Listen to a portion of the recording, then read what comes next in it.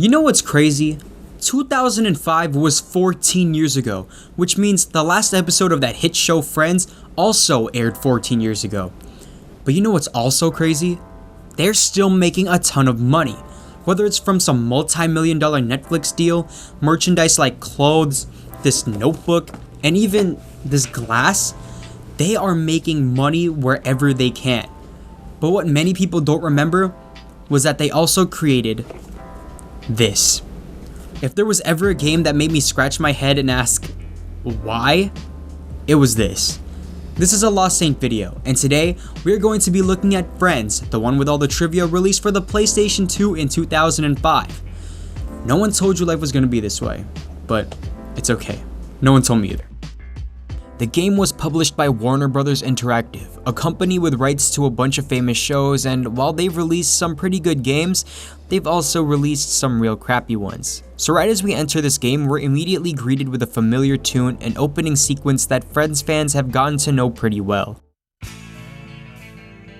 That said, I'll have to keep it muted as to not get copyrighted, but I'm sure you can imagine how it sounds. The instrumental to the show's theme song plays several times throughout the entire game, which isn't the worst thing in the world, but don't be surprised if it ends up in your dreams after playing for a while. The start menu screen, as well as some segments of the game, feature a 3D skyline of New York where Friends is set, and it's a pretty cool touch to the game that didn't necessarily have to be added.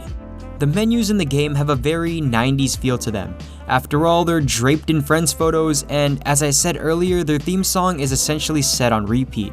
This game has both single and multiplayer modes, and it allows you to change a bunch of game settings, including length, difficulty, or roast, as well as whether you want to play caffeinated or decaffeinated mode. Caffeinated mode is essentially a time trial game where you have to answer as many questions as you can before time runs out, while decaffeinated mode has you answering questions to light up windows around a 3D Friends apartment building until you reach the Central Perk coffee shop.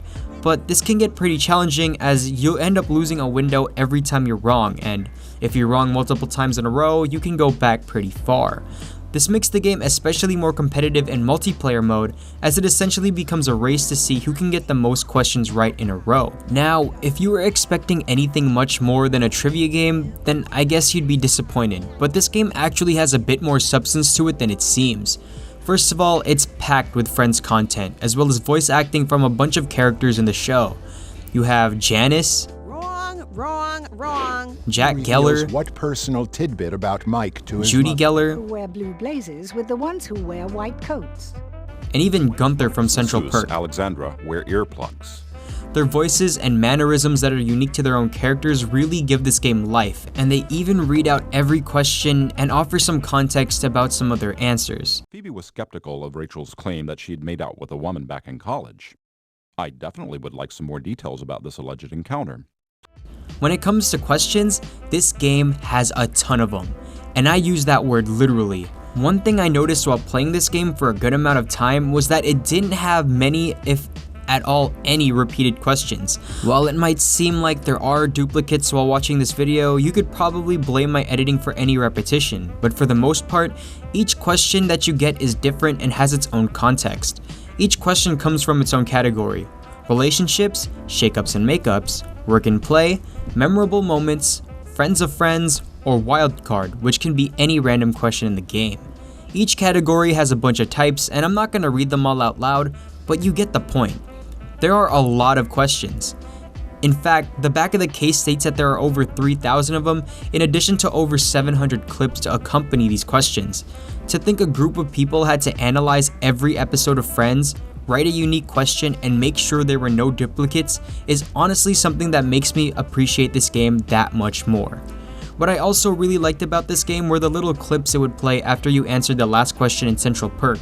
You'd see little mashups of clips in the show, as well as behind the scenes footage of the game's creation, and even a bit of commentary from the show's producers. People got very attached to these characters and to the specifics. They used to play a trivia game with the audience when we would shoot the show, and they knew more stuff than we did. While this may not seem like a lot to be added to the game, it at least gave the game a bit more heart and love, especially from the creators of the show.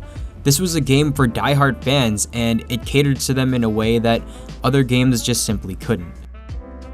All in all, there isn't really anything too bad you could say about the game, and reviews by critics, which I didn't even think would exist, pretty much agree.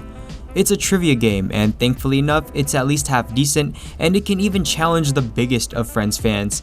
There are plenty of questions, a lot of content and snippets from the show, and it definitely captures some of the comedic magic that gave the series life. So, should you buy this game? Well, honestly, if you're either A, a fan of Friends, or B, a video game collector, or C, even a bit of both, then sure, why not?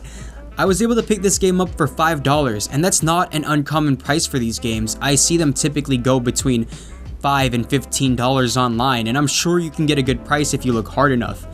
Personally, I was able to get some good fun out of this, and I have some friends who actually enjoyed, well, watching Friends, and we were able to play against each other at least once or twice. It's also pretty interesting to have on your shelf as people are just like, huh?